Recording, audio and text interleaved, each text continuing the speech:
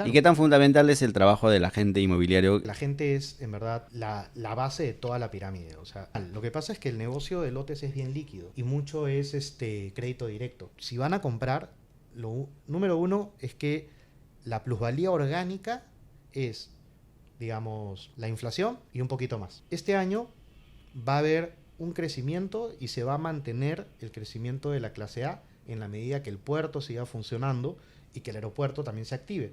Entonces hay todavía muchísimo por delante en Huaral y en Chancay para que eso se consolide como una metrópoli. Porque en una habilitación urbana, 5 hectáreas para un desarrollador no es tan rentable, ¿no? Porque tiene que ser por etapas, por ejemplo, 20, 30 hectáreas. Ujú. Ahí ya sería rentable, pero No hay que capacitar a la gente para que no vivan ahí. Hay que capacitar al político para que no permita que eso suceda. Porque el problema es ese. El problema es ese. O sea, si se politiza de esa manera, que tú das un bono, vota por mí, das un título, vota por mí, estás condenando a la gente a esa miseria, a ese círculo. a ese círculo. A mí me da risa que se sorprendan. A ver, hemos tenido a Castillo y estamos acá. Hemos tenido un Mala, estamos acá. ¿Por qué hay tanto miedo? No, sí, o sea, dentro de todo yo sé que hemos perdido institucionalidad y hemos perdido un montón de cosas, pero ahorita la mayoría de decisiones fuertes en verdad salen por el privado, no salen por la clase política que tenemos es así, o sea, es mercantilista. ¿Qué político cree en sus ideas a largo plazo y no está cambiando de un bando a otro? No, pues ninguno. Ninguno. Entonces, ¿qué miedo tenemos realmente de que vamos a hacer un cambio estructural del país si ninguno tiene una visión de cambio estructural del país? Todos son mercantilistas y eso lo sabe el privado. Bienvenidos a este nuevo capítulo de nuestro podcast 2026. Como el año pasado tuvimos también al primer invitado del año, Fernando Velarde, hoy día lo repetimos. Justo fue la quincena que grabamos también. Entonces vamos a hablar sobre temas inmobiliarios, la coyuntura inmobiliaria de 2026, ¿no? Él es experto en temas de urbanismo, en estudio de mercado, de data. Bienvenido, Fernando, un placer como siempre. Esta es la tercera vez que grabamos para el canal y siempre tus conocimientos son muy importantes para la comunidad, ¿no? Coméntanos, Fernando, ¿qué nos espera en este 2026 el reto inmobiliario, ¿no? Según hay algunos estudios que he podido ver, el desarrollo inmobiliario va en crecimiento. Creo que Sí. el año pasado, si no me equivoco, no sé si compartes esto, había crecido un 22% en Lima, en lo formal. Sí, ahí hay que despiezar un poco, desmenuzar ese número. Ha crecido 22%, pero lo que es el segmento social ha caído. Lo que es el segmento no subsidiado ha subido. ¿Por qué? Porque AFP, CTS, balanza comercial positiva en exportaciones gracias a Chancay. Entonces el nivel socioeconómico A ha tenido mejor acceso a crédito, ha bajado la tasa de interés, ¿no? Y han comprado más y por eso tú ves que Lima Tops está súper dinámico. Ahí hemos visto digamos, un mercado cada vez más agresivo, cada vez más proyectos boutique, más empresas boutique dentro de ya no solamente los 5 distritos que tradicionalmente se conocían como Lima Top, sino que se ha expandido Lima, ¿no? Entonces, dada ¿cómo se llama? Las restricciones normativas que se dieron, este, Lima Top ha, digamos, excedido su borde tradicional de San Isidro y ya vemos tickets de 800.000 soles en Jesús María, en partes de Magdalena. Entonces, en partes de, bueno, Surco, no necesariamente en Chorrillos, pero estamos hablando de que Villa también se estará recuperando, sigue siendo Surco Villa, pero todavía sigue teniendo también mercado. Y vemos nuevas zonas para vivir todo el año que también son nivel socioeconómico A, que es el sur chico, ¿no? Entonces, el nivel socioeconómico A se ha dinamizado. En ese nivel, la estrategia de competencia es ahora mucho más complicada. Hay diferentes tipos de oferta, hay que posicionar a la marca, hay que posicionar el producto, ya cambia un poco la figura, hay que especializar distinto. Y lo otro es que a nivel nacional han subido las ventas de viviendas, definitivamente el mercado ha crecido, no hay un número exacto de cuánto, porque cuánto se hace crédito hipotecario, cuánto se hace en crédito directo, cuánto lo financian las cajas, cuánto se hace, no sé, por los fondos tal vez de la policía, del ejército, ¿no? Entonces no hay una base de datos homologada en ese aspecto de cómo han estado la parte de los créditos hipotecarios o créditos para viviendas, pero sí han habido más proyectos, han habido más ventas a nivel nacional. Y eso es síntoma de que hay más liquidez. O sea, tú debes de haber visto en provincias, en el sur, en el norte, hay más capacidad adquisitiva y han crecido un montón los distritos.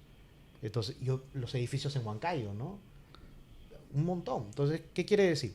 Este año va a haber un crecimiento y se va a mantener el crecimiento de la clase A en la medida que el puerto siga funcionando y que el aeropuerto también se active. En la medida que el aeropuerto se active al 100% de Lima, más comercio, más retail, más turismo, ¿no? Más restaurantes, más ocio, todo eso se dinamiza. Entonces, el nivel socioeconómico que se dedica a servicios, principalmente, que es la clase B, va a tener también más capacidad adquisitiva y por lo tanto esas zonas de nivel socioeconómico B, que estamos en el tramo 4 de mi vivienda, los 340.000 soles, se va a dinamizar más, ¿no? ¿Dónde es que se están dando los nuevos lugares para proyectos inmobiliarios? Tú ves a Ibreña, otra vez ha vuelto a incrementar su volumen, pero ya al límite hacia la avenida Arica, la Mariano Cornejo también. Ves la zona de Bellavista, Cercado, Chorrillos, Ate, Santa Clara, todo eso se ha dinamizado. Hay un montón de proyectos nuevos en esas zonas y todos van al mismo segmento, ¿no? Entonces, lo que va a pasar en esas zonas es que van a empezar a aparecer proyectos más chiquitos, va a ir cambiando y consolidándose, va a ir incrementando el valor metros cuadrados y van a ir volviéndose más residenciales las zonas. Van a haber cambios. Claro, pero también la vez pasada en una reunión, no sé de dónde fue, entonces, en la cual mostraban ciertas zonas, si bien había crecimiento, pero en la zona, como tú mencionas, Ate, Santa Clara, la tendencia de proyectos había bajado, ¿no? Sobre todo proyectos nuevos. la absorción había bajado. ¿A qué elementos implican eso para que, por ejemplo, las ventas inmobiliarias puedan bajar o los proyectos puedan bajar? ¿Es falta de suelo calificado? No, ahí yo creo que hay que ver la fuente. Las fuentes no tienen toda la información de todos los proyectos, tienen información de algunos, ¿no? Entonces, por ejemplo, si han mencionado tal vez a Nexo o la información de Codip, seguramente son de los desarrolladores más consolidados de la zona y algunos proyectos más. Pero no es que han bajado la velocidad de ventas, no han entrado proyectos nuevos porque esas zonas tienen muchos terrenos industriales que tienen que cambiar de uso y eso demora tiempo y cuesta un montón de plata. Entonces los proyectos que han entrado son chiquitos y están atomizados. Y eso quiere decir de que no aparecen en el registro de las bases de datos. Entonces yo creo que va por ese lado. La demanda no desaparece. Uno encuentra otros productos donde cubrir esa demanda. Porque si no hay oferta formal, uno se va a lo informal. Básicamente va por ese lado. Ya que hablabas del megapuerto, estamos a un año sí, de puesta en operatividad. ¿Cómo va a impactar en la zona, ¿no? Por ejemplo, en los proyectos inmobiliarios, en la valorización de tierra que se va a ver en esta zona? Porque yo recuerdo que hace 3 años o 4 años el metro cuadrado en la zona estaba en $5, $8. Sí. Hoy día veo 40, $50. ¿La tendencia va a ir arriba o es un tope que ha llegado o se va a mantener o va a seguir subiendo el precio? Bueno, los precios ahora que han cambiado han sido más especulativos, ¿no? Porque como no se había aprobado el plan urbano, ¿te acuerdas que siempre dije, si no se aprueba el plan urbano, todo se estanca? Como claro, no se aprueba el plan urbano, la consecuencia ha sido que los terrenos, lo que dije hace un rato, los terrenos industriales demoran un montón de tiempo y cuestan un montón de plata en cambiar el uso. Entonces no se cambian. Entonces, por lo tanto, se cubre la demanda de especulación por otro lado. Ahorita lo que ha pasado es que han aprobado el plan de Huaral. Y hay que ver esto dentro de un ecosistema más grande, ¿no? Para que quieran, si es que quieren detalle, yo tengo un evento que va a ser el 18 de febrero, donde voy a leer justamente con Augusto Mendoza, que es un urbanista especializado, y mi socia Mary Frías, de B+, vamos a leer un estudio, un análisis situacional de Lima Norte, Chancaya, Okayama, todo eso, para poder decir dónde están las calentitas. ¿Eso va a ser presencial? Presencial, sí. Si es que quieren más información, bueno, me escriben, claro, me preguntan y ahí ya... Igual yo se les comparto el link, el número, para que puedan asistir, ¿no? Claro que sí. Entonces, ¿qué pasa? Esto es un ecosistema mucho más grande. Tienes que ver a la Néstor Gambetta con el tren eléctrico, con el aeropuerto, tienes que ver el Parque Industrial de Ancón, que han aprobado, la Ciudad Bicentenario, que ahora se llama Ciudad Castañeda del Ocio. Dentro de eso tienes que ver la nueva adjudicación del tren a esta empresa china, también, que es un tren que va a ir, el objetivo es alimentar el puerto de Chancay de la mina que está en la sierra. Ese es el objetivo de ese tren. No es para pasajeros. Es puntualmente para que llegue insumo, tal vez más que mina, tal vez sea productos en general, ¿no? Agrícolas. Seguramente. No, me imagino que es para que llegue el producto al puerto, pase por los esclusas de seguridad y de ahí ya se va, ¿no? Pero, ¿qué pasa? Hay que identificar dónde está la estación del tren. La estación está en Huaral, no está en Chancay. Y hay que ver qué proyecto hacen los chinos, porque lo más probable es que en lugar de que esto sea una estación abierta, sea una estación que entre de frente al patio de maniobras. Si es así, ¿cómo va a impactar a la ciudad? No la va a impactar. Claro. Entonces, ¿qué cosa podría impactar a la ciudad? Los parques industriales. Pero para que los parques industriales de Chancay Park, Inca Park Logistics, funcionen, necesitan uso, o sea, que el plan urbano se apruebe, agua y luz. Y una de las cosas que no hay es agua y luz para ese volumen de consumo energético. ¿Te imaginas? Entre el Parque Industrial de Ancón y Inca Park Logistics creo que son 1.600 hectáreas. Es un San Borja y medio. Pero no de vivienda, ¿te das cuenta? Necesitas son industrias que van a estar jalando alto grado de potencia, alta cantidad de volumen de agua para enfriamiento, procesamiento y todo eso. Entonces, la capacidad que ahorita tiene la ciudad no se va a dar abasto. Y el que se ha aprobado es el Parque Industrial de Ancón, no lo otro. Entonces, ¿hacia dónde va a ir la especulación realmente? Ese es lo que hay que tener cuidado. Claro, especulación, si se va a construir un parque industrial, me imagino que va a ser para el lado de Aucayama, ¿no? Hay uno en Aucayama, hay uno en Chancay, pero son autosuficientes, no necesitan de la ciudad. Entonces, lo que creo que va a terminar pasando es que el crecimiento o el chorreo urbano, como siempre se ha dado en el Perú, se da de manera chorreada, así como la mancha de aceite desordenada. ¿Por qué? Porque los grandes desarrollos y las grandes inversiones están autocontenidas y todo lo demás es suelo agrícola que va a cambiar de uso a densidad media, densidad baja, comercial. Entonces los mismos propietarios van a subdividir, van a especular y no van a haber grandes proyectos de urbanizaciones, ¿te das cuenta? Entonces no es que necesariamente la aprobación del plan urbano significa de que las cosas se están haciendo bien, sino que todavía falta que se aprueben los proyectos de agua, los proyectos de energía, de pistas, de veredas, para los buses, para todo eso, las estaciones también que van a tener para poder de alguna manera mover el material del tren y todo eso. Entonces hay todavía muchísimo por delante en Huaral y en Chancay para que eso se consolide como una metrópoli. En cuanto a plusvalía, va a subir de precio por especulación, definitivamente. Pero cuando algo sube de precio por especulación, se desinfla. Chancay, cuando recién empezó, $8, $6, subió, tuviste 60, 80, 120, yo vi $1.500 en el pico. Y ahora otra vez está en 60, 80. Entonces, bueno, he visto de 120 y 140 por ahí, algunos todavía están en 260, dependiendo si están frente a avenida, pero la media está bastante menos, ¿sí o no? Habiendo llegado en su momento a $1.500. Entonces, esa es la preocupación. Si van a comprar, número uno es que la plusvalía orgánica es, digamos, la inflación y un poquito más. Esa es la orgánica. A eso hay que sumarle el proceso de consolidación de suelo, que es, conforme va habiendo más infraestructura, esa infraestructura tiene un costo. Ese costo se vuelve precio de terreno. O sea, se le transfiere el costo de haber puesto el agua, entonces el terreno vale más. No es plusvalía vacía, es una plusvalía por infraestructura. Después viene la plusvalía por demanda. Digamos que el suelo es muy atractivo, al principio vale $1.000, pero de repente todos los terrenos se agotan y queda uno. Y ese es el más lindo de todos.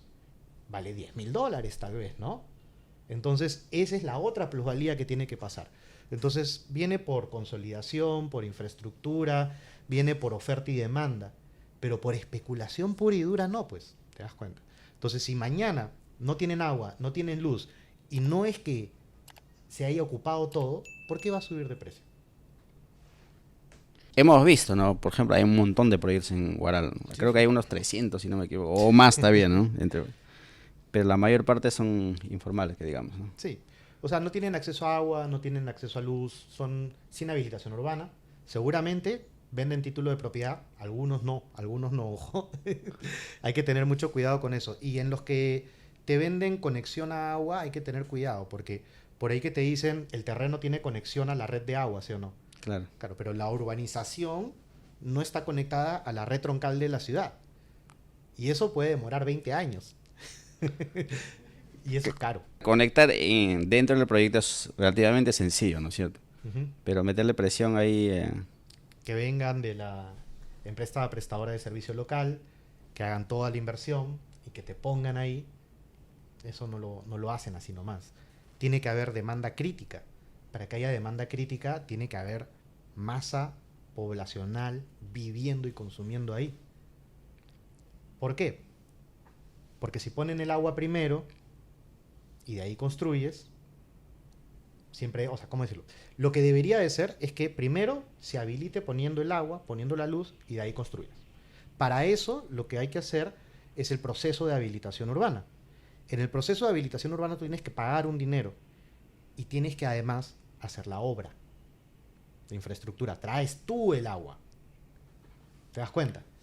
Entonces, si la empresa se ahorró traer el agua, vende título de propiedad, pero no te vende conexión a la central, ese lote vale menos que uno con conexión hacia la central. Pero te lo venden a precio de ciudad. ¿qué hacemos con algunas empresas que no tienen la espalda, que digamos, de empresas grandes para poder ejecutar obras como el desagüe, las pistas y veredas? Porque en una habilitación urbana, 5 hectáreas para un desarrollador no es tan rentable, ¿no? Porque tiene que ser por etapas, por ejemplo, 20, 30 hectáreas. Uh -huh. Ahí ya sería rentable, pero ¿qué hacemos si en la zona norte la mayor parte de las empresas que desarrollan un proyecto son empresas medianamente pequeñas, ¿no? Uh -huh. Que no tienen la espalda, que digamos, para poder ejecutar las obras? Mira, Pero sí venden, pues, con el concepto de habitación urbana, ¿no? ahí hay un problema de fondo, ¿no? El problema de fondo es que existen empresas urbanizadoras que tienen la espalda y tienen la confianza de las diferentes cajas porque tienen un proceso formal y te entregan título de propiedad con conexiones, ¿no? Tienen muchos años de experiencia, entonces los financian. Ellos contratan a arquitectos, contratan equipos que diseñan urbanizaciones de calidad, que brindan calidad de vida y progreso en el tiempo. Cuando va una empresa que no tiene el equipo de arquitectos, el equipo de ingenieros, el equipo legal, ni tampoco la espalda financiera, no está urbanizando. No está urbanizando porque no está creando un espacio habitable hoy. Está vendiendo, no un bien futuro, porque el terreno está ahí. Está vendiendo una promesa. Una promesa de que él o ella van a formalizar cuando les alcance la plata, al final de todo el proceso de venta. Ese no es el propósito del desarrollo de habilitaciones urbanas. El propósito de desarrollo de habilitaciones urbanas es entregar todo, ya terminado. Entonces tú empiezas a vender cuando tienes la habilitación urbana y puedes entregar el título de propiedad. Mientras tanto no conviene. Ahora, ¿qué hacemos con todas las otras? ¿Cómo lo pueden resolver? Esa es la pregunta de fondo. Yo sé que lo que he dicho es feo. Para la mayoría de gente no calza con la realidad porque sí, yo sé que el 90% del mercado es así. Esa es la realidad, ¿no? Todos quisiéramos que las cosas estén bien hechas, pero no es así. ¿Qué pasa? Tenemos un montón de empresas, digamos 30 proyectos. Estos 30 proyectos están especulando en un sector donde no hay nada. Y están, con suerte, digamos, dentro del casco urbano, o sea, la zona de expansión urbana legalmente permitida. Si estos 30, en lugar de que cada uno presenta por separado su obra y su financiamiento, se juntan, llegan al presupuesto, pues. Ese es el tema. No se juntan porque creen que compiten entre sí. Creen que le van a robar al cliente, le van a robar la estrategia comercial, cuando lo que ustedes están haciendo en verdad son los grandes urbanizadores del país. Tienen que agruparse para crear distritos de calidad. Peleándose no generas valor. Atomizas la inversión. Tu plusvalía se frena. Si te agrupas, traes la troncal, tu plusvalía crece. Tus clientes son más felices. Tus clientes te recomiendan. Entonces, yo en verdad les diría eso. No se peleen, agrúpense. No está mal, o sea, no es ilegal ser necesariamente informal si están en vías de formalización, pero sí van a llegar a tener el presupuesto. Sí van a llegar si es que trabajan juntos. Y también asóciense o agrúpense o busquen asesoría de grupos de profesionales que sepan. O sea, pueden trabajar con gremios, pueden trabajar con el Estado, pueden trabajar con universidades para hacer una buena planificación urbana. Pero simplemente hacer una cuadrícula así española y hacer una gran plaza en el medio, eso no es urbanización. Eso no es diseño urbano. Ahí no estás considerando la inclinación del sol, el viento, dónde están los flujos prioritarios, dónde están los paraderos, dónde va a estar el comercio. No estás considerando nada, simplemente estás tirando tiza. Entonces, es una crítica de mi parte para el sector, sí, disculpa. Pero eso es lo que deberían de hacer. Y si hubieran hecho eso desde el principio, ahorita todo eso tendría agua, luz, pistas, todo. Por lo que puedo ver, es más problema de ego, ¿no? Podría ser. De algunos empresarios, que no necesariamente es difícil ponerse de acuerdo para poder... Miedo. Yo creo que es miedo más que ego.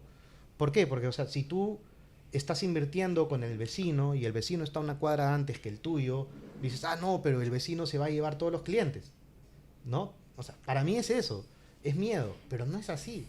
Yo lo he visto en Paracas. En Paracas hay una zona que hay un montón de proyectos inmobiliarios que no tienen agua, no tienen luz, no van a tener. Pueden agruparse, ¿ah? Son cientos de hectáreas, un montón de proyectos. Pueden agruparse y llegan. Pueden hacer la pista de 5 kilómetros que necesitan si quieren. Pero no lo hacen porque esa pista llegaría al primer terreno. ¿Y qué pasa con el último? Yo porque voy a poner plata. Ese es el tema.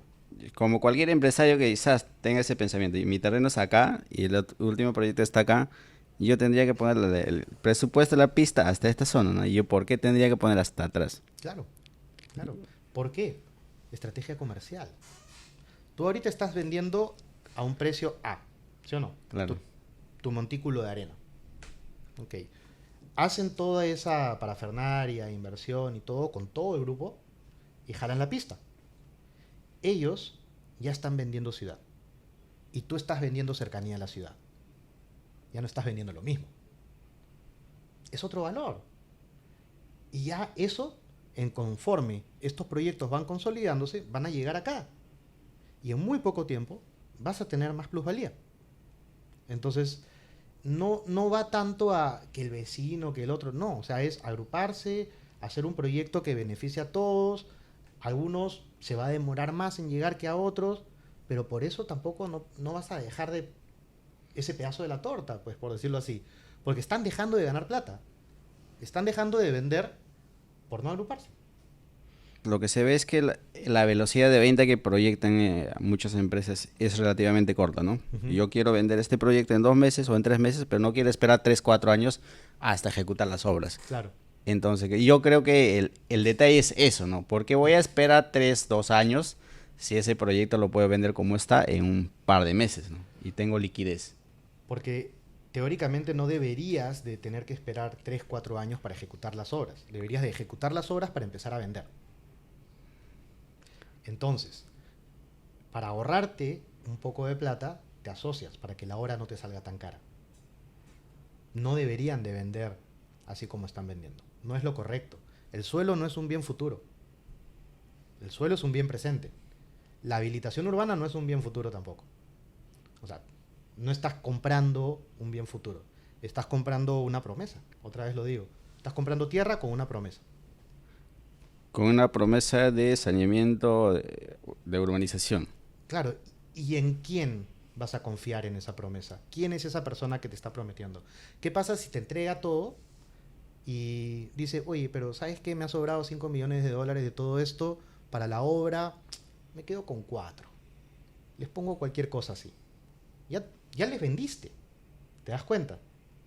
Ya tienen su título de propiedad. Lo único que está en juego es el nombre de la inmobiliaria o de la familia que te gestionó ese título de propiedad. Por eso es que no puedes dejar la habilitación para el final, tienes que hacerla al inicio.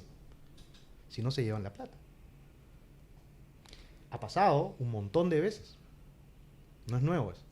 Pero ese sería en el mundo ideal. En el mundo ideal, así es como se debe hacer. En el mundo... En lo real, ¿cómo hacemos? En lo real no te esperas hasta el final. Lo financias con la preventa. Y lo haces con contrato de inversionista, no con contrato de venta. Oye, yo estoy invirtiendo con garantía de tierra en un contrato mutuo en este proyecto. ¿De cuánto es mi garantía? Este lote de acá. Y estoy invirtiendo en esto. ¿En qué estoy invirtiendo? En que cuando se termine la preventa, o sea, cuando lleguen al 30% de preventa, hacen la habilitación urbana. Porque ya tienen para hacerla, ¿no? Supuestamente. Ya vendieron lo suficiente. Todavía la empresa no ha hecho su utilidad. Hacen la habilitación urbana ahí con contrato de preinversionista. Y recién empiezan a vender. Entonces ahí esos contratos de inversión se vuelven contratos de propiedad. Es otro esquema distinto. Entonces no estás vendiendo un título de propiedad. Estás vendiendo un bien futuro. Hay que tener bien claro lo que estamos vendiendo y lo que estamos comprando, porque si no, realmente estamos estafando. Si yo te compro un lote que no tiene habilitación urbana, bacán, es un lote sin habilitación urbana. Pero si tú me vendes un lote con habilitación urbana que no lo tiene, que lo va a tener en 4 años, ¿qué me estás dando? Gato por liebre. Me estás diciendo que me vas a dar habilitación urbana, pero hoy no lo tengo. Y mañana no sé si lo voy a tener. Si tengo un infarto, ¿qué pasa? Lo que también se ve mucho es que el presupuesto de este proyecto utilizan para comprar otro proyecto, ¿no? Sí, tal cual. Eso yo he visto en muchos casos. Lo hemos visto un montón. O sea, es que es normal. Lo que pasa es que el negocio de lotes es bien líquido y mucho es crédito directo. Entonces, claro, tú llegas, digamos, a un 30% de personas que te están pagando una cuota, ya pagaste el terreno. Claro. Todo lo demás que te está viniendo, tú dices, oye, ¿qué hago con esta plata? La habilitación urbana. Disculpa.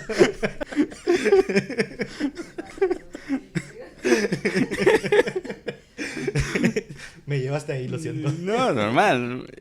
La idea es esa, ¿no? Que conozcan lo que compras, Claro, lo que desarrollas. No es cambiar el modelo de negocio. Sigan haciendo lo que están haciendo. No está mal lo que están haciendo. Solo cambien el modelo legal. Cambien el discurso comercial. Cambien la estructura financiera. No es mucho, ¿ah? En este caso, ¿cómo debería ser la forma de vender de ese tipo de proyectos? De comercializar, por ejemplo, de ese tipo de Está proyectos. igualito que ahorita. Se vende, se promociona como un lote es el mejor lugar para invertir. Claro. Exactamente igual. Lo que pasa es que cuando ya llega el cliente a sentarse en la mesa, se le explica el proceso. Y se le explica qué se va a hacer con tu dinero, ahorita entras así, esta es tu garantía, y ya se explica todo el protocolo legal. Eso debería de hacerse lo suficientemente bien como para que genere la confianza. Eso debería conocer el agente inmobiliario, porque muchas veces el cliente ni siquiera lo conoce al desarrollador, ¿no? Claro. ¿Y qué tan fundamental es el trabajo del agente inmobiliario en este proceso de la comercialización? Porque mucha gente compra una vez o 2 veces ya en toda su vida, ¿no? Sí, o sea, yo soy de la idea que la gente es, en verdad, la base de toda la pirámide. O sea, ¿qué pasa? El agente tiene rol desde antes de que el suelo se especule hasta después de que se vende la última propiedad. Entonces, digamos que en una reunión tú estás con tu familia y de repente están hablando de que pucha por ahí que se quieren ir a un lugar más céntrico y hay un agente inmobiliario que dice, mira, yo sé que tu propiedad vale $1,500 el metro cuadrado. Entonces ya te sembró eso, ¿no? Y tú dices, ya, bacán. Entonces pones el anuncio a la venta, el pata sale, todo, y no vende. ¿Qué pasó? No, lo que pasa es que yo no sabía que tú tienes restricciones normativas y acá no puedes hacer esto y no puedes hacer el otro, por eso no vendiste. Entonces ¿cuánto vale mi terreno? $600 el metro cuadrado. Pucha, mejor no vendo, ¿no? Entonces, ¿qué pasa? Si el agente está bien informado y sabe bastante, o sabe de la parte técnica, lo que puede hacer es, en ese momento, puede asesorar bien, de tal manera que lleva al cliente a un punto en el cual ya sabes quién va a ser el comprador. Y el comprador, si eres un buen agente, ya sabes qué capacidad adquisitiva tiene y cuál es su forma de negociación. Entonces, si tú sabes la normativa y tú sabes la coyuntura de mercado, tú sabes que esa propiedad hay que hacer un pequeño análisis, hay que hacer un pequeño cruce y no solamente guiarte porque lo que dice tu celular en Urbania, ¿no? Y después de eso sabes que ese precio que puede tener esa propiedad necesita una validación y después hay un grupo de desarrolladores o un grupo de empresas que le puede interesar, tipo Tambo, Listo, o una empresa boutique o una empresa grande para un terreno grande. Entonces, si el agente asesora bien al propietario de suelo, rapidísimo se genera toda la inversión. Rapidísimo. Si el agente asesora mal al propietario de suelo, 7 años, 10 años, no pasa nada. La punta de lanza y la base de la pirámide es el agente inmobiliario. Porque después, una vez que se termina todo, es el agente el que está vendiendo. Entonces está al inicio y está al final. Pero ¿qué hacemos en un modelo, en un mercado en el cual mucho se vende a través de la emoción y a través de la motivación, que digamos, ¿no? No hay un conocimiento profundo de las normativas, como tú dices, la parte técnica, legal. Es que está bien. La motivación, la emoción, digamos que puede ser más del 75% de la toma de decisiones. Eso está clarísimo. Pero yo hablo del rol de la gente no como vendedor, sino como la comprensión de su nicho de negocio. ¿Me entiendes? No es, oye, yo sé negociar, oye, yo sé cómo ponerte en ese humor para que siempre estés diciéndome que sí, oye, yo sé cómo repetirte las cosas de cierta manera para reconfigurar tu forma de pensar, no sé. Hay un montón de herramientas, no es eso. Es para poder saber qué herramientas emocionales voy a escoger, tengo que tener bien claro el caso. Porque yo no voy a entrar a negociar un departamento si realmente el dueño un día me dice, oye, ¿sabes qué? Tú me estás diciendo $1,800 metro cuadrado, pero abajo, el vecino de abajo, el mismo departamento me lo está vendiendo a 1,200. ¿No? O sea, tienes que tener un profundo conocimiento del contexto, la coyuntura, el lugar, qué está pasando alrededor. Si no, no puedes negociar. Por eso es el trabajo de la agente inmobiliaria sumamente importante, ¿no? En la toma de decisión, porque yo entiendo es la inversión más importante de la persona, ¿no? El comprar una propiedad. Sí. Entonces, el agente me imagino que, así como tú lo narras en tu libro, ¿no? He visto solamente en internet algunos resúmenes, pero me hubiera gustado que me hubieras traído, ¿no? Disculpa. Entonces, ¿cuál es el viaje? Hablamos hace el año pasado, creo que sobre el viaje de la gente, un poco de tu libro. Coméntanos un poco, ¿no? ¿Cómo llegas de ser asesor, agente, muchas veces broker, muchas veces desarrollador, ¿no? Hay un camino largo, creo que ahí, ¿no? Mira, puede ser largo o corto, depende de cada uno, ¿no? Sí hay un aprendizaje. Lo que pasa es que cuando alguien se mete normalmente al sector, se mete porque hay una oportunidad, ¿no? Yo creo que la comisión Sí, es algo, sí, es una oportunidad. claro. Salió a la venta el departamento de tu mejor amigo y tú dices, oye, yo sé a alguien que lo va a comprar, y ahí negocias, lograste algo y dices, oye, acá pude haber ganado $5,000, tengo que aprender más, ¿no? Entonces, ese es como que el punto de ingreso, por decirlo así. Entras y te das cuenta que hay que saber tasaciones, hay que saber revisar la propiedad que no tenga grietas, hay que saber un montón de cosas más. Y hay que saber captar, hay que saber negociar, hay que saber de redes sociales, marketing digital, o sea, y en ese proceso que vas aprendiendo, te vas dando cuenta de que no es solo la intermediación. Tú puedes hacer captación o compra con problemas judiciales, remate judicial. Puedes hacer inversiones en proyectos inmobiliarios como preinversión, porque es parte de una cartera que también se puede colocar. Se puede vender diferentes tipologías a diferentes segmentos, alquilar, usufructo, industria, comercio, o sea, cada uno va a tener algo distinto. Tú puedes usufructar un edificio entero de hotel como intermediación inmobiliaria y ganarte una comisión de $80,000. Pero tienes que saber cómo funciona el negocio de hotel, tienes que saber cómo piensa el hotelero y tienes que saber todo para saber cómo tasar un hotel. Entonces, el agente tiene que saber de su nicho si quiere ganar su comisión. Y si quiere ganar las comisiones de terrenos para desarrolladores inmobiliarios, tiene que saber cómo se estructura financieramente un proyecto y cómo piensa el desarrollador.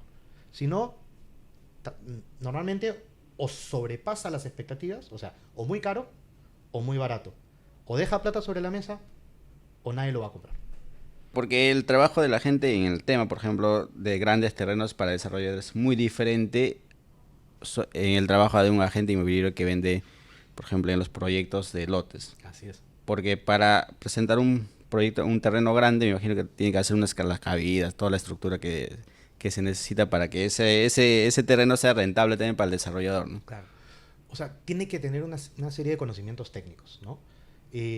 Son todos los mismos conocimientos que tienes cuando llevas el curso de agente en general. Pero el agente inmobiliario, el curso es muy básico, Ujú. es muy básico, son 250 horas. Es que es eso, más una parte normativa, más una parte financiera, más una parte, digamos, estratégica. Tienes que entender un poco más de diferentes aspectos del negocio inmobiliario. Por ejemplo, por ahí que un terreno no es muy rentable, ¿no? Pero existen empresas que quieren poner su letrero ahí para poder posicionarse como empresa inmobiliaria. Por ejemplo, digamos que tienes un terreno en el Sanjón y el terreno te da 14% de rentabilidad, no mucho. Pero tú eres una empresa inmobiliaria que está aspirando a crecer y poner tu letrero en el Sanjón te costaría, no sé, $20,000 mensuales, $10,000, no sé cuánto cueste, ¿no? Pero tú hacer un proyecto inmobiliario en el Sanjón y poner tu letrero 2 años ahí, bueno, estás invirtiendo, ¿no? No estás dejando de ganar. Entonces el proyecto se vuelve rentable. Entonces tú como agente dices, ¿qué inmobiliarias están en ascenso? Le tocas la puerta a esas inmobiliarias y dices, ya, ¿cuáles tienen esta capacidad adquisitiva? ¿Cómo podemos negociar este terreno? Ya, tales inmobiliarias no tienen liquidez. Hablas con el cliente, oye, ¿tú estás dispuesto a ir en aporte? El cliente te dice, tal vez, pero necesito plata urgente. ¿Cuánto necesitas? Tanto, ya. Entonces, ¿qué te parece si hacemos un esquema distinto? Y comienzas a proponer esquemas de pagos en el tiempo, esquemas a porcentajes de flujo, con tasas de interés, o sea, ya tienes herramientas, ¿te das cuenta? Entonces era un no por la tasa de retorno o por el TIR que tiene el proyecto, rotundo de parte de todos, pero de repente tú le muestras que hay otras cosas más que lo va a valorar y le muestras al cliente que no va a vender, al menos que tiene que hacer otras cosas que no es simplemente vender. Y ahí se configura la venta, ahí se genera. Cuando ya calzan los intereses del comprador con los intereses del vendedor, y ese es el rol de la gente, hacer alinear esos intereses. Para eso tiene que conocerlos, ¿no? Claro, y otra cosa que he visto hace poquito tu video que me mandaste por WhatsApp es los El precios, pricing, claro. el pricing, ¿no? Que decías, ¿cómo yo como desarrollador pongo un precio al producto, por ejemplo? ¿Qué factores son importantes para determinar el precio ideal para ese tipo de productos, ¿no? O sea, cuando estás estructurando o tomas la decisión, mejor dicho, de que aquí voy a desarrollar, este es el terreno que va a ser, ¿no? Claro. Cuando tú tomas esa decisión es porque ya el flujo financiero y el producto que estudiaste te hace sentido. Entonces tú dices, ya, ese terreno vale 1, ¿no? Los costos valen 1 y mis gastos más utilidad valen 1. El proyecto va a facturar 3. Funciona perfecto. Entonces, compro, firmo, me lo quedo. Eso me da una media de valor metro cuadrado. Para saber esa media de valor metro cuadrado, yo he hecho mi estudio de mercado, ¿no? Pero eso es en estático. Después ya viene el detalle. Tú te sientas y comienzas a pensar en la estrategia. Y dices, mi proyecto tiene que facturar 10 millones. Ya, pero el producto más atractivo que tengo es esta tipología, que es el 30% de todo mi proyecto. A esta tipología me la voy a guardar para el final. Y como es un producto escaso, al final voy a tener la plusvalía en el tiempo. Yo espero vender durante 3 años. Voy a tener además la plusvalía de, no sé, la consolidación del sitio y todo esto. Entonces, 3%, 3%, 3%. Hoy día, con este producto, lo voy a sacar 10% por encima del precio de mercado. Ok. Este otro producto, es más, y le pongo un poco más porque no lo quiero vender hoy, lo quiero vender mañana. Si me lo compran hoy, bacán, pero si no, lo vendo mañana. Entonces, Tipo este terreno que está acá en la esquina, el dueño puso un precio exorbitante que no querían comprar. Parece que ahora han comprado, ¿no? Porque creo que está desmayado. Vamos a ver, vamos a ver. Pero, o sea, va por ahí, ¿no? Tú haces tu estrategia en función al costo, todo, proyectas tu flujo y tu estrategia de venta en el tiempo. Y tú dices, este de acá es el hueso. Este de acá lo voy a sacar rapidito. Lo voy a poner para que se venda rápido. A ver, ¿qué es lo que se vende más rápido en el sector? Tal ticket, tal tipología, ya, esto justo calza. Entonces voy a bajar del precio y voy a salir por debajo de esto. ¿Cuánto me resiste mi valor metro cuadrado medio? Ya, le puedo bajar 5. Entonces algo 5% por debajo del valor de mercado. A la hora que sumo todo el flujo, todavía estoy neteando igual que mi flujo inicial. Incluso podría estar neteando un poquito más por encima, a pesar de que he bajado acá y he subido acá. Y en el tiempo tienes que ir haciendo ajustes. Cada 6 meses mínimo. Vas cambiando. O sea, ahí he visto de todo. He visto ajustes que han subido velocidades de venta, pero no han incrementado facturación. Y he visto ajustes que han subido facturación e incrementado velocidades de venta. Y he visto otros que han matado proyectos. hay que tener cuidado, sí. Claro, porque ese es un factor determinante del tema de las ventas. Es muy importante para que haya flujo, ¿no? Uh-huh. En un producto, porque yo he visto productos, por ejemplo, hay un proyecto en el sur, entonces es un proyecto que ya tiene años, ¿no? ¿Y cómo se rentabiliza ese tipo de proyectos que te demoras 3, 4 años o 5, 6 años cuando tu proyección de venta ha sido 1 año, 2 años? Ya están en la pérdida, pues. Ya perdieron. Porque ya tienen los costos operativos de la empresa por todo ese tiempo adicional. Entonces el juego ahí es subir el precio para cubrir costo, pero no es plusvalía. Pero también tienes otro tipo de proyectos a tu alrededor con las mismas características, pero con el precio que tú lo mantienes ahora, ¿no? ¿Cómo podrías manejar si yo subo mi precio, pero si a mi costado tengo otro proyecto similar? O sea, si el proyecto del costado tiene el mismo precio que el mío, ahora que lo he subido, habría que ver que también vende el proyecto del costado. Porque si el proyecto del costado está vendiendo más rápido que el mío, ¿por qué su precio sí vende y el mío no? Hay que hacerse esa pregunta. Pero si el proyecto del costado está vendiendo igual que yo, los dos estamos mal. Otro factor importante es el estudio de mercado. La mayoría de los desarrolladores, no sé cuánto porcentaje dice, ¿no? Sabes que el vecino vende tanto, yo también voy a vender, ¿no? Al costado, el precio es esto, mi terreno se supone que vale eso. Pero ¿qué factores más adicionales? Que yo te he escuchado a ti, hay muchos factores por analizar para determinar un precio. Claro. O sea, es que tienes que aplicar factores de corrección. Por ejemplo, tú dices, ya, tengo dos terrenos, uno al costado del otro, ¿no? Pero tal vez este está frente a un paradero y tú estás frente a un parque. Eso es un ajuste para arriba y para abajo, para cada uno de los proyectos. ¿Por qué están al mismo precio? ¿Te das cuenta? Entonces, claro, si tú te comparas nada más, no te da. Pero si tú te comparas no solamente numéricamente, sino también en tus atributos, ¿no? O sea, mi proyecto tiene estos atributos que yo ya hice mi focus group y mis clientes valoran. Y el entorno tiene estos activos y estos pasivos que yo mido para ver cuál es la relación con mi proyecto y digo ya. Entonces, mi proyecto es más positivo que negativo. El proyecto de mi vecino tiene más negativo que positivo. Entonces yo debería de costar más. Yo debería tener mayor velocidad de venta. ¿Qué estoy haciendo mal? Y ahí ajustas. Tienes que ajustar la estrategia, perfil de comunicación, las tácticas de los descuentos, tal vez el lugar donde estás vendiendo, cambiar la caseta de venta. Hay un montón de cosas que puedes ajustar. Pero todo nace, o sea, no es una decisión, pongo el precio porque sí. Todo nace de un análisis cuantitativo, cualitativo, donde te comparas con otros proyectos, te ubicas en la ciudad, te ubicas en el contexto también donde estás. Entonces, si tú pones el precio por poner, no hay garantías de nada. No sabes si te va a ir bien o no. Simplemente es, mira, yo creo que sí. Otro factor importante es, como tú dices bien claro, dice la tipología, ¿no? ¿Cómo identificar una tipología en una cierta ciudad? Por ejemplo, en este caso, en la zona norte, que vayamos a Huaral, ¿no? Ahí se vende lotes urbanos de 120, pero otro concepto que son lotes para casa de campo de 200 metros. Claro. Entonces, si la mayoría yo veo, esos son los dos tipos de productos que hay allá. Uh-huh. Entonces, tú, en tu opinión de experto, ¿bajo qué criterio el desarrollador pone, por ejemplo, ese tipo de productos en la zona? Ya. Huaral, Chancay. Claro, ¿sí? Hablemos, por ejemplo, ¿no? Huaral, Chancay. Porque se ve. En el momento que se firma en el 2015-16, el inicio de todo este proceso, si es que se hubiera hecho un estudio de mercado en esa zona de cuál sería el futuro de la demanda potencial de Chancay, hubiera salido habitaciones para alquilar. Cuando sale y ya la noticia en el 2020 y todo se comienza a volver mucho más público, ¿no? Lo que se hacen son lotes, porque es la oportunidad que se da, lotes baratos, oportunistas, sin un estudio de mercado más grande, simple y llanamente comparativo, salen a vender lotes.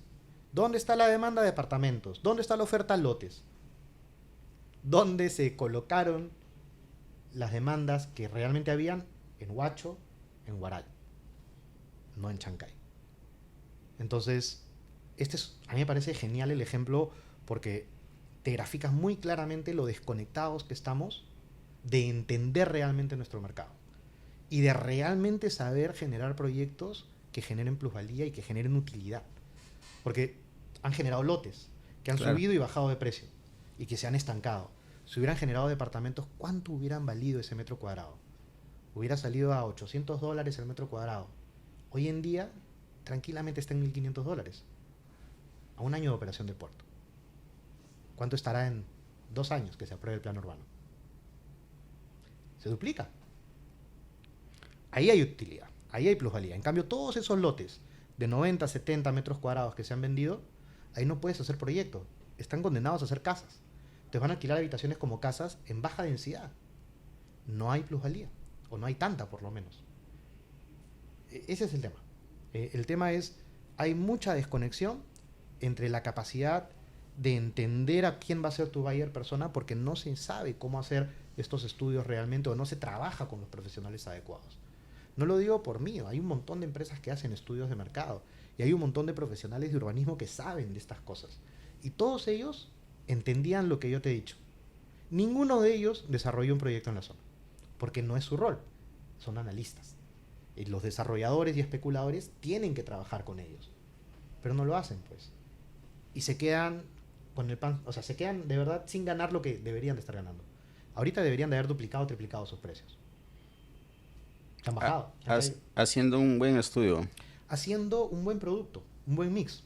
Entonces, por ejemplo, ahí han podido hacer productos para capitalizar rápido, como lo querían hacer, de lotes. Ya. Una segunda etapa de lotes tal vez para desarrolladores. Lotes de 600, 800 metros cuadrados. En lugar de vender lotes de 80. Entonces vendes un poquito más barato el metro cuadrado, pero vende más rápido. Y a futuro sube de valor más rápido. Entonces, por ahí va. Por ahí va. Tienen que pensar de manera más estratégica, no solamente pensar en cómo hacen las cosas los demás. Hay que pensar en quién va a vivir acá, en quién va a consumir este espacio de la ciudad. Porque si no pensamos en eso, no nos damos cuenta quién realmente es el que tiene la demanda y la plata para poder comprar. Sino que estamos pensando en lo que todo el mundo ha hecho siempre y yo lo voy a volver a hacer, que es lo que todo el mundo ya ha comprado. O sea, eso es lo que más hay. ¿Para qué hacer lo que más hay otra vez? También cómo va a crecer la demanda demográfica de la población. Se especula mucho que en 5 o 10 años va a llegar al 1.000.000 de habitantes, ¿no? Bajo el contexto que tenemos ahora, ¿tú crees que eso va a ser? No. Yo pienso que más se va a concentrar en Ancón, Caraballo, Independencia, y los puestos de nivel socioeconómico más altos van a estar más concentrados, tal vez en Huacho, pero más en Lima. O sea, lo que va a haber es una consolidación de Lima Top, un crecimiento de la clase alta de Lima. Va a haber una expansión, sí, de la clase B, pero mucho más de la clase C. Y la clase C es la que está cerca a su zona de trabajo, que es la industrial. Y la clase C tiene una capacidad adquisitiva limitante que hace que no puedan pagar mucho por el suelo. Ahí está el kit. Claro, ¿tú crees que la conexión Ancón, Chancay, la zona que más va a crecer en el futuro es la zona de Ancón, Santa Rosa y... Es que tiene agua. Tiene agua, pues. Y es una ciudad consolidada. Con el parque industrial de Ancón se supone que lo que van a hacer es la habilitación urbana y el agua. Y el plan para la ciudad Bicentenario es una ciudad de mediana densidad con parques para residencial, uno al costado del otro. Entonces, tú me dices, ¿dónde va a estar el desarrollo urbano? Ahí. ¿Por qué? Porque ya metieron la plata. ¿Ya metieron la plata para qué? Para agua, para luz, para pista. Hay que confirmarlo nomás. Hay que confirmar qué es lo que quieren hacer y buscar alrededor qué se puede hacer. Pero en Huaral, Chancay, ¿qué han hecho? No hay planta de agua, no hay planta de energía, todavía no está el tren, los planes urbanos no están aprobados. Entonces no se pueden hacer los cambios de zonificación. ¿Dónde es más orgánico y más fácil hacer proyectos? Independencia, Santa Rosa, Caraballo. Ya los detalles en mi evento. Claro. Claro, y Fernanda, hablando ya de viviendas de interés social que tú conoces muy bien, hay cambios en la normativa, ¿no? Por ejemplo, también el presupuesto. La vez pasada hablaba con los amigos de CODIP. Ya habían bajado el presupuesto para este año en el tema de vivienda. ¿Cómo va a afectar eso en la colocación de nuevas unidades de vivienda para la población C y D? Creo que es la gente que más requiere ese tipo de productos. O sea, ellos van a seguir comprando, pero ya no van a poder comprar con bono. O sea, normalmente a inicios de año se anunciaba que se había conseguido un financiamiento de 700 millones y se proyectaba 2.100, 2.500 millones para el año. Esta vez se ha anunciado 150 millones y no se proyecta ni 700. Estamos muy por debajo de lo que debería de ser. Y aparte es un año electoral, entonces no va a haber quien firme gran parte del año. Y si se va a firmar en un chifa. Sí. Bueno, tú sabes que me provoca ir al chifa hace tiempo. Dicen que es bueno. 11 de la noche es buena hora, al parecer. A las 11 de la noche, ¿no? Con capucha. ¿No? El karaoke, seguro. No, las cosas que pasan en nuestro país. ¿Cómo va a ir, por ejemplo, estábamos en un año en el presupuesto en la colocación de viviendas, ¿no? ¿Tú crees que se van a ejecutar grandes proyectos para viviendas de interés social, que digamos? O sea, no hay mucho crecimiento ahí, ha habido de hecho una contracción, ¿no? No solamente en los bonos a futuro, sino en los proyectos que han ingresado para bonos. Entonces, lo que va a haber es más proyectos de lotes en provincias y más proyectos no subsidiados y verdes en Lima. Yo espero que hayan o que empiecen a haber más volumen de proyectos de urbanizaciones sostenibles, porque hay certificación para urbanizaciones sostenibles, que es mucho más fácil porque ya es la planta de tratamiento de agua, todo eso ya es parte de nuestra normativa. Entonces no es tan difícil llegar a eso. Yo creo que el problema va a ser que cuando hacen ese tipo de cosas, se crea un crecimiento urbano horizontal y eso hace que sea mucho más caro vivir. Y a veces es contraproducente pensar eso, pero imagínate que en una pista de 5 kilómetros, todos son casitas de una sola familia. Cada casa ha pagado por sus, no sé, 15 metros de pista del frente, de asfalto, Claro.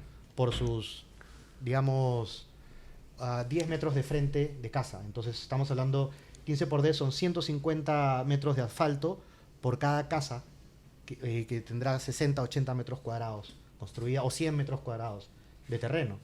Entonces, no solamente son esos 150 metros cuadrados de asfalto, de mano de obra, sino también es los metros lineales de tubo, la cantidad de cable que pasa, el desagüe, la gasolina que tienes que consumir para llegar cada vez más lejos. O sea, es mucho más caro para el ciudadano vivir en ciudades horizontales que en vivir en ciudades más compactas. Yo no te hablo Tokio, Vertical. Nueva York, ¿no? Ya. Pero sí tal vez 5 o 7 pisos, con parques un poco más dispersos, o sea, con una configuración distinta. Entonces, ese es el problema. El problema ahorita que va a haber una expansión urbana agresiva porque hay mayor capacidad adquisitiva en provincias y esa expansión urbana va a venir sin planes urbanos, va a venir sin proyectos de infraestructura, va a venir sin densidad. Entonces, va a traer más de lo mismo, que es zonas de subdesarrollo, como lo es algunos sectores de Ventanilla, algunos sectores de tal vez un poco más allá, ¿no? Caraballo, San Juan del Lurigancho, en algunas partes de Villa María del Triunfo. Se generan esas zonas de subdesarrollo por ocupación que no ha tenido la adecuada planificación. Ese es el problema ahorita. Hay capacidad adquisitiva. Y si no hay bono, se tiene que resolver el problema de la vivienda de alguna manera. ¿Qué falta para que, por ejemplo, las entidades también entiendan que en Chile creo que, según tengo entendido, el presupuesto es de 4.500 millones de dólares? Acá estamos hablando de 1.000 millones de soles. Y la brecha de vivienda es de 1.900.000 en promedio, no sé si lo compartes. Sí, ya estamos ahí, sí. Entonces, sí, formalmente producimos 40.000 viviendas, un aproximado 40 o 50 creo que se produce al año. ¿Cómo combatimos si la necesidad de vivienda es de 160.000 viviendas por año y en la cual en 10 años se podría reducir esa brecha, ¿no? O sea, al menos que se hagan más bonos y más programas de urbanización y habilitación urbana de parte del Estado, es decir, dejar el suelo habilitado para que se vayan grandes desarrolladores o operadores, eso no se va a poder avanzar. Eh, yo pienso que el programa de generación de suelo urbano podría ser algo. El Ministerio de Vivienda tiene que generar más bonos. 4.500 es insuficiente. Hemos llegado en el pasado a 4.700. O sea, no es que no podamos. O sea, sí hemos producido esas casi 100.000 viviendas. Pero a ver, yo diría que hemos venido perdiendo institucionalidad. Han venido disminuyendo las capacidades dentro de las instituciones. Y eso se ve claramente reflejado en la menor recaudación de bono y aparte en que la política de vivienda no es una política central dentro no solamente del Estado, sino también, a ver, ¿a cuántos futuros presidentes has escuchado hablar de la vivienda? Ninguno. Ahí tienen una idea. Eh, 1.200.000 votantes. No, 1.900.000 votantes por lo menos. ¿Ya eso es cuánto por ciento de la población? Un buen porcentaje, te cambia la aguja, ¿sí o no? Claro. Entonces, política de vivienda tiene que estar en la agenda. Y la política de vivienda, cuando tú das un bono de vivienda, lo recuperas 15 veces. Al Estado lo recupera 15 veces. Te debe haber dicho eso José Espantoso, Codip. Claro. Pero ese 1.900.000, ¿estamos hablando de las ciudades o de las periferias No, en el sur, en el campo? No, es que Porque la vivienda tampoco no es de calidad, que digamos, ¿no? es que esa es otra cosa. Una cosa es el déficit cuantitativo Y cualitativo. y cualitativo. Creo que entre los dos estamos... 600.000, según dicen ellos, ¿es cualitativo o no? Cuantitativo. 6 millones, ¿no? Si estamos hablando de 1.900.000 cuantitativo, Claro. es mucho más la cantidad de gente que tiene de manera inadecuada. Sin tarrajeo, sin agua, sin luz. Techos de plástico. Con techos de plástico. O sea, vivienda inadecuada es muchísimo más. ¿Por qué? Porque la gente que no tiene que vivir ahí. No le queda de otra. Y se las agencia y no pueden de otra manera más que inadecuadamente. Pero si se genera el bono y si se generan los programas, esas 1.900.000, ay, yo me estoy confundiendo. Claro, es un déficit 500. Sí, pues ahorita ya debemos estar en 1.900.000. 600 y 1.300.000, creo que. No, es más. Eso es lo que... Yo me acuerdo que el déficit de vivienda de 600.000 era ya hace varios años. Normalmente se renueva en más de 75.000 porque se produce menos de lo que... Se produce menos de lo que se necesita. renueva, de lo que se necesita. Y yo me acuerdo que había contado hasta hace un par de años que en una regresión simple o en una suma simple podríamos llegar a 1.200.000. Por eso me hacía sentido que la cuantitativa llegue a más. Pero imaginémonos que sean 600.000 cuantitativa y la cualitativa sí tranquilamente es 1 millón y pico. Claro. Yo creo, honestamente creo que es por lo menos el doble o el triple de cada uno, ¿no? ¿Por qué? Porque lo ves en campo, pero no hay información. Por ejemplo, ¿cuánta información de la selva está en esa estadística? Poquísimo, ¿no? Si es que hay algo. Yo hablaba con tu colega Gabriela Vildosola, que es la vicedecana del Colegio de Arquitectos, y me decía, la realidad que tú ves acá y la realidad que vivimos en Iquitos es abismalmente diferente. Claro. Entonces, tenemos datos sin tener toda la información. Digamos que sea ese volumen de 2 millones de viviendas cualitativas. Solamente formal. Sí, digamos cualitativa, cuantitativa que hay que cubrir solamente formal. Tendrías que generar bonos, ¿no? Generarías bonos para primera vivienda para que no se sigan creando estas viviendas inadecuadas, que empiezan con lotes sin conexiones, que se van ocupando ladrillo a ladrillo y que se demoran 20 más años en terminar de consolidarse. Entonces, con bonos evitas eso. De ahí a la vivienda inadecuada, tienes que poco a poco volverla adecuada, porque no los puedes votar tampoco. Ese es sitio propio.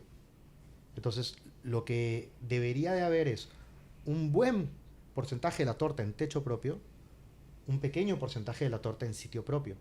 Y debería de haber otro porcentaje de la torta, o una torta nueva, por decirlo así, para habilitaciones urbanas, lotes. que eso es algo que se está conversando, creo, a nivel gremial y a nivel normativo, un bono para lotes. Entonces, si tú atacas esa primera vivienda de lotes y atacas el tema de primera vivienda de techo propio, ya no tienen la vivienda inadecuada. Entonces no sigue creciendo ese problema. Pero si tú destinas, lo que ha pasado ahora es, han destinado el 90% del presupuesto a sitio propio y el resto a techo propio. Entonces, ¿qué pasa? Estás arreglando las viviendas inadecuadas, pero no estás cubriendo la brecha de la demanda. Entonces te estás creando un mercado para siempre tener un problema que resolver. La gente que vive, por ejemplo, en los cerritos en Lima, pagan 3 veces más el agua. Y tú sumas los 20 años que viven sin servicio, sin luz, han pagado en promedio 200.000 soles, si no me equivoco, la arquitecta Cecilia Carlos comentó. Entonces, ¿qué hacemos con esa gente para que entienda que vivir en esas condiciones es más costoso, ¿no? Pagas doble el agua, pagas doble la luz. Sí, pues, es que no hay... Los números son sólidos, pero me parece que hay un error de concepto. No hay que capacitar a la gente para que no vivan ahí. Hay que capacitar al político para que no permita que eso suceda. Porque el problema es ese. El problema es ese. O sea, si se politiza de esa manera, que tú das un bono, vota por mí, das un título, vota por mí, estás condenando a la gente a esa miseria. A ese círculo. A ese círculo. Ese es el problema. Entonces, ¿qué pasa? Tú creas la máquina para siempre estar resolviendo problemas, porque así siempre estás prospectando votos. Y siempre el problema va creciendo. Entonces siempre te vuelves más popular. No debería de ir por ahí. Deberías de resolver el problema de la vivienda nueva, prioritariamente. No el problema de la cualitativa. La cualitativa ir avanzando poco a poco. Hay un montón. No solamente tiene que ser bono de sitio propio. Se puede hacer con capacitaciones a las mismas familias, regalando materiales, llamando a ONGs, obras de responsabilidad social de empresas constructoras. O sea, hay 1000 maneras que se pueden implementar ese programa para poder resolver eso. Pero la voluntad tiene que ir hacia la vivienda nueva. Yo no he visto todavía a algún candidato que se haya sentado a debatir en alguna entrevista, a hablar del tema de vivienda, ¿no? Claro. Sabiendo que creo que ese es el segundo en relevancia después de la minería, ¿no? Mira, yo invito a un amigo que quiere ser senador, que es el tío Rockefeller. Él puede llevar esto de acá y llevarlo de muy buena mano. Tiene la labia, tiene el conocimiento, tiene la capacidad. Y está en el sector inmobiliario, ¿sí o no? Claro, conoce la problemática. Claro, o sea, él podría hacerlo. ¿Por qué no? Vayamos a ver también qué tan... Ojalá que entre al Senado, porque necesitamos a alguien que represente al menos el sector vivienda, ¿no? Que conozca un poco.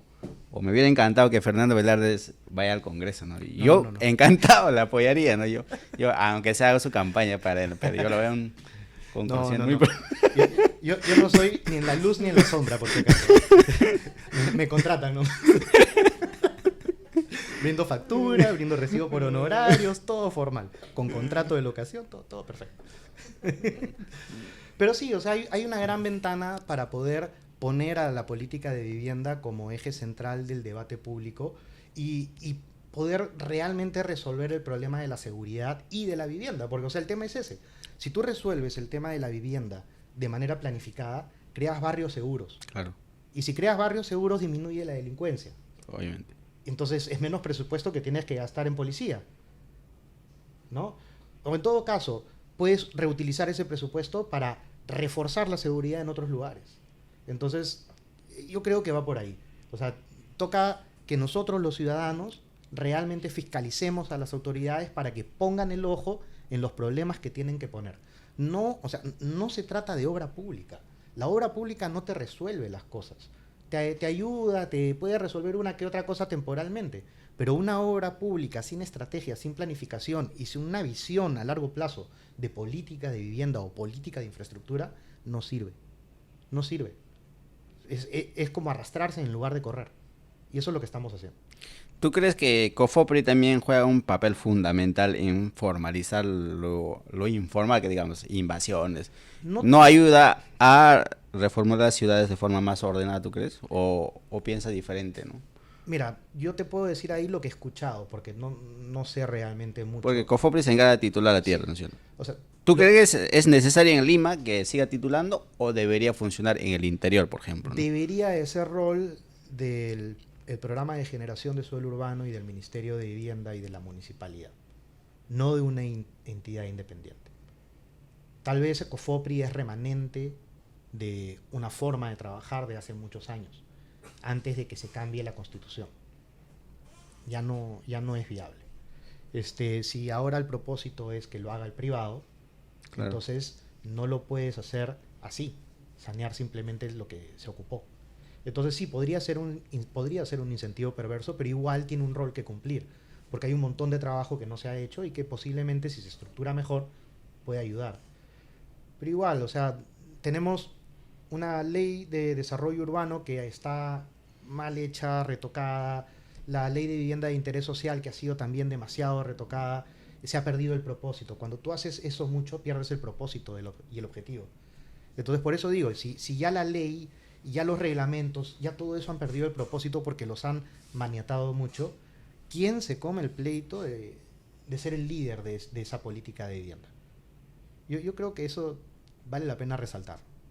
Claro, va a ser muy importante en este debate electoral, ¿no? Por ejemplo, candidatos que tengan conocimiento, sobre todo, ¿no? Lo que hemos visto en este quinquenio, lo que predomina más es el Congreso, las normas que se dan en el Congreso, ¿no? ¿Sabes quién está en inmobiliario también? El candidato Belaunde, que justo lo Rafael, agarraron sí, que lo agarraron, pues, ¿no? Le dispararon. en Luna Boná, ¿no? Por un tema de un negocio inmobiliario. Entonces, él entiende la problemática. Él entiende la problemática, justamente. Las extorsiones, o sea, el agente, el desarrollador, el constructor, está golpeado por todo eso, pues. Yo lo he escuchado un poco, pero no he tenido tal vez la claridad de ver si es que tiene o no una propuesta para la política de vivienda. Y tal vez ese debería de ser su norte, porque siendo su abuelo el gran desarrollador... El gran constructor de la Lampa. ¿No? Entonces, ¿por qué no habla más de eso? O tal vez yo no lo he escuchado lo suficiente. Yo tampoco lo he escuchado, ¿no? Sobre la propuesta de Belaunde. Parece que todavía no aparece todavía en las encuestas, ¿no? Quizás por ese lado no tiene mucha cobertura, que digamos, ¿no? Quizás. Bueno, Entonces, va a ser sumamente interesante. ¿Y tu mirada en esta coyuntura que vamos a vivir? En el tema inmobiliario, por ejemplo, ¿no? claro. Estos 3 primeros meses van a estar súper simpáticas las aguas. Va a haber full inversión, full proyectos, todo. Pasando abril, va a ser rojo el océano. Competencia. No necesariamente van a entrar muchos actores nuevos porque va a depender de quién gane, va a depender de a quiénes pongan en cada ministerio y va a depender de las elecciones municipales también, que son en noviembre, ¿no? Claro, eso va a jugar mucho en el comportamiento del sector. Sí. Pero entendemos que el sector inmobiliario son inversiones a largo plazo. ¿Tú crees que va a afectar en mayor grado el tema electoral? Por ejemplo, un proyecto de verticales dura 3, 4 años. Al comprador final que está buscando su crédito no lo va a afectar directamente, pero lo que va a afectar es la dinámica del sector. O sea, si no entran proyectos nuevos, se comienzan a agotar los stocks. Si se agotan las stocks, suben los precios agresivamente.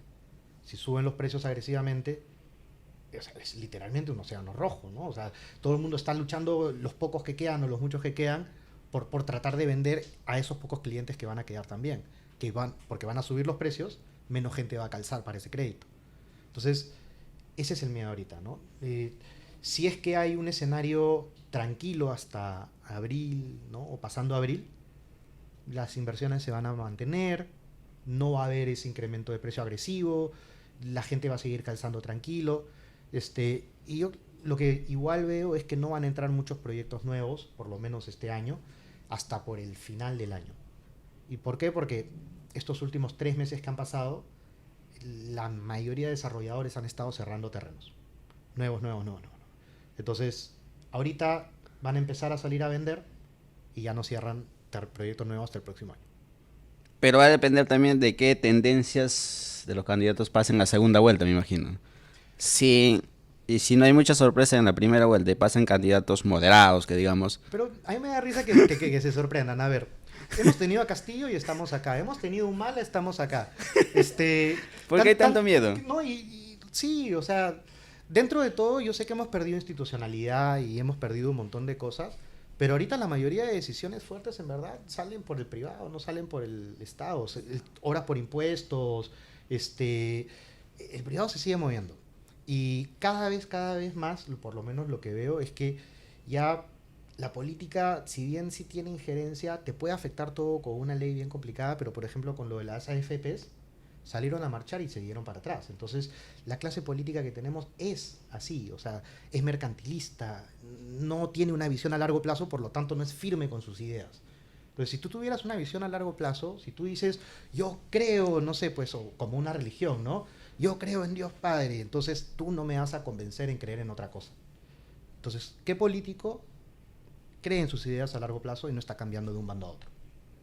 No, pues ninguno. Ninguno. Entonces, ¿qué miedo tenemos realmente de que vamos a hacer un cambio estructural del país si ninguno tiene una visión de cambio estructural del país? Todos son mercantilistas y eso lo sabe el privado. Me van a funar por esto. Pero bueno. Claro, y para ir terminando, Fernando, coméntame un poco. Se discute ahora el plan metropolitano de Lima. ¿No hemos tenido desde el año 95? ¿O de los 90? No, el plan original viene desde los 60, 65.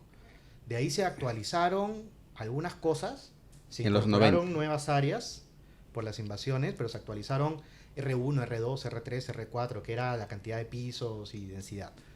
Y después se actualizó a otro plan nuevo que RDM, RDB, RDA, y ahora se ha actualizado a una Z, o sea, es zonificación de densidad media, zonificación de densidad alta. En cuanto a las grandes, digamos, cambios estructurales por el plano urbano, no hay grandes cambios realmente. Podría haber, sí, la política de desarrollo de Lima Sur y la política de desarrollo de Lima Norte, básicamente. Y lo otro, la política de sacar la industria del centro de Lima. O sea, Avenida Argentina Colonial. Más allá de eso, no hay grandes propuestas. No va a traer muchos cambios en la dinámica de la ciudad. Lima Centro no, pongámoslo así. Lima Centro no, porque o sea, los cambios se están dando en los sectores que tienen menos infraestructura, que están en vías de consolidación. Ahí es donde se están dando las cosas. Y lo otro es, podemos tener un plan urbano, pero tenemos 20.000 obras por impuesto por todos lados. ¿Cómo se articulan con el plan urbano ahorita? O sea, hay un periodo que vamos a tener que pasar hasta que ya se terminen de construir estas obras y ver cómo queda la ciudad y cómo reaccionamos, porque nos han propuesto estos bypasses al caballazo de Javier Prado, que no están en ningún plan urbano, ojo, no están en ningún plan urbano. Y eso va a afectar el valor metro cuadrado de todas las propiedades de Javier Prado, se van para abajo. Entonces ahí, claro. Las elevaciones... Porque políticamente se ve bien poner un bypass. Pues. Claro, las elevaciones que se quieren hacer, ¿no? Sí, que no tienen ningún sustento técnico. O sea, el problema de la Javier Prado son los colectivos y las combis. Si tú cambias el sistema de transporte a un sistema de transporte masivo, intermodal, con paraderos que se respeten, se acabó. Se acabó. ¿Qué te resuelve el puente? Que el carro va más rápido 2 cuadras. Y se queda ahí. ¿Qué es lo que está pasando ahorita en el óvalo Monitor? Lo que pasa en la avenida La Marina, lo que pasa en todos los bypass. Claro. Claro, y Fernando, para ir terminando, coméntanos de este programa que tienes, el tablero inmobiliario, la incubadora, que es interesantísimo, ¿no? Cada vez, yo los recomiendo que lo puedan ver, porque tiene un programa sumamente técnico, sumamente académico, de conocimiento profundo, con muchos especialistas, ¿no? Coméntanos un poco de tu comunidad, que tienes una comunidad que yo he visto que tiene más de 20.000 seguidores en YouTube, sí. Que es un trabajo muy pesado, que digamos. Sí, ha sido hasta ahorita una gran chamba, pero lo importante no es tanto el volumen de los suscritos de la audiencia, claro, sino el impacto genera. No, la comunidad. Yo ahí tengo una comunidad que algunos son brokers, otros son agentes y otros desarrolladores. Entonces lo que hacemos son dinámicas para poder darles información, capacitarlos, acompañarlos básicamente a que puedan, digamos, subir de nivel. O sea, el propósito que yo tengo como profesional es llevar, digamos, desarrollo, no exactamente, o sea, formalidad obviamente, pero lo que busco es a través de una adecuada planificación urbana y que el desarrollo inmobiliario se preocupe por mejorar la calidad de vida de nuestras ciudades. Y eso lo pueden hacer de 1000 maneras, ¿no? Entonces, lo pueden hacer con urbanismo, con arquitectura, con aportando a los parques. Pueden hacerlo de 1000 maneras. Pero para hacerlo tienen que conocer las herramientas que existen. Y eso es lo que brindo. Yo brindo mucha información, mucho acompañamiento, casuística, eventos. Así como tengo este evento de Landfinding del 18 de febrero, que dicho sea el paso, cuesta 500 soles, pero si eres miembro de la comunidad es gratis, o sea que por ahí va. Es exclusivo para los miembros de la comunidad. Tengo el evento coyuntural normativo, que lo hago también cada 4 meses. O sea, el Landfinding es cada 4 meses, el coyuntural normativo es cada 4 meses, evento de networking cada 4 meses y también un evento de confraternidad cada 4 meses. Me estoy yendo justo ahorita, terminando esto, con la comunidad a tomarnos unas cervecitas y conversar y por lo menos aclarar algunas dudas que puedan tener del el chisme del día a día, ¿no? Lo que no puedes grabar oficialmente y puedes decir... Creo que nos vamos a colar ahí. Entonces, si es que quieren pertenecer a la comunidad, es vía YouTube. Dentro del YouTube, aparte de suscribirse al canal, hay un botón que es unirse. Ponen unirse y hay 3 programas. Está detrás del tablero inmobiliario, recomendado para agentes, son 40 soles mensuales. Después está para brokers, 140 soles mensuales. Y para desarrolladores, son 200 soles mensuales. Es un ticket bajo y hay como 200 o más horas de capacitaciones, casuísticas, información de eventos, un montón de cosas que he ido acumulando a lo largo de estos años. ¿Y qué más se viene para la incubadora, para Tablero? Porque entiendo que también tienes una consultora B+, ¿no? Sí. La empresa B+ Consultoría lo que hace es, obviamente, estudios de mercado para desarrolladores que están buscando en lugares donde no tienen mucha información o tal vez quieren hacer cosas disruptivas, ¿no? Es una consultora muy boutique. Vemos mucho detalle en la información. Es muy complementaria a la comunidad porque con la información de los estudios de mercado y el conocimiento que yo capto, yo puedo ayudar a la comunidad a prospectar terreno, a buscar inversiones, etcétera y demás. Para el futuro, ¿qué se viene? Muchas cosas.